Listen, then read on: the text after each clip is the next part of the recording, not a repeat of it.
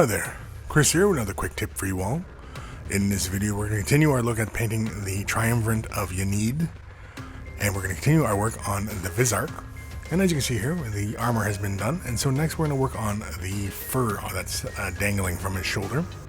And for that we are going to go with something a little bit different rather than browns or what have yous. We're going to start off with some Negron Ink and some Cantor Blue. We're going to mix these two colors in roughly a 1-to-1 mix ratio. Of course, I always say roughly 1-to-1 because grabbing dollops of paint onto your paintbrush is not exactly an accurate method for drawing paint, but as long as you're consistent, you'll get consistent results. As you can see here, it's thinned out just a little bit with just the dampness of the brush, and we are going to apply more than one coat on these areas. And as you can see, we're going to cover just about all of the fur areas carefully, not getting into any other areas. It doesn't really matter if you do hit any other areas other than the metallic areas. You really don't want to hit those because you really don't want to have to go back and try and correct those areas. That's going to be a bit of a pain. Next is Chee Violet, and this is just to deepen up the shade closest to of fur, closest to the armor on the shoulder.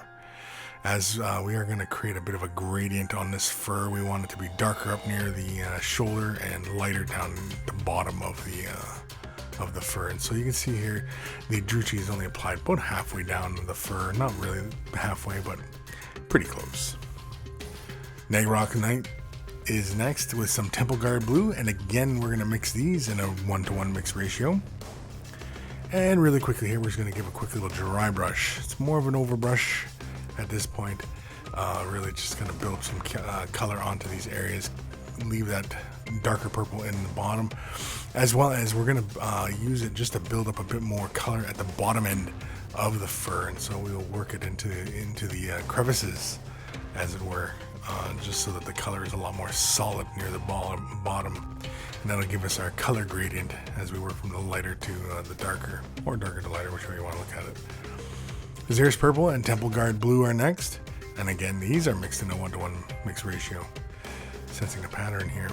Here we're going to do a little bit of overbrushing, and again, as I mentioned before, we're going to let this color closer to the bottom ends of the fur, allow more of the color to sit in the recesses.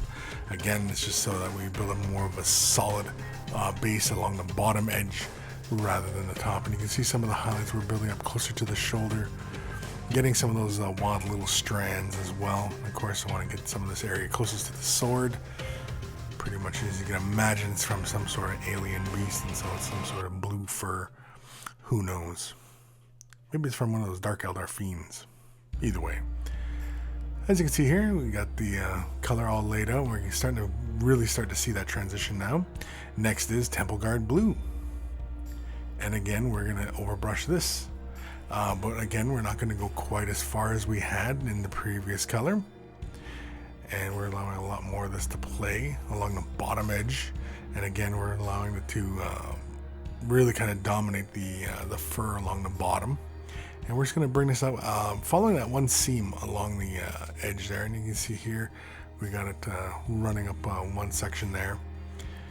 And again, we'll just catch some little high points there. There's some like wild strands that come up from the collar of the suit. And so I catch just the ends of those as well, just to keep it visually interesting. Again, even though there's not much of a transition there, but that's okay because maybe just the very tips of the fur have this light blue color. Who knows? It's alien fur, right? Next is Baja Roth Blue. This is going to be applied in a similar fashion. We're simply going to dry brush this here. Now this is going to be applied as a true dry brush. We've removed a lot of the color from the bristles, as you can see. So very carefully we're trying to catch some of the bottom edges closest to the fur on the sword, and we catch just a little bit of the ends running up to the collar as well. Again, it's very, very light. You don't want to hit too much because you want to ruin your color gradient that you've created. And of course, I've added some white scar to the mixture of Baja Roth Blue, and you can see there I forgot to record that a little bit, but when I just dry brush just the very ends, closest to the hand of this, that back end of the sword.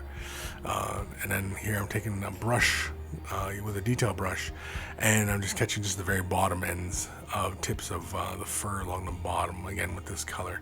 We're not going to take it all the way up the shoulder, we're just going to just catch just some of the bottom areas, again just kind of really create that bright edge of the fur. But that is it. That's doing the fur for this guy. It's as easy as that. We've got even more painting tutorials in the Silver MiniWarGaming Vault. You can watch another one today about how I work on the cloak of this guy. Just click on the link in the video description below to watch it right now. If you don't have a MiniWarGaming Vault membership, you can click on the link and sign up for a free 7-day trial. Make sure that you get the Silver membership so you get access to all the painting tutorials, and you get instant access to over 1,000 painting tutorials already in the vault. And so thank you for watching, and happy wargaming.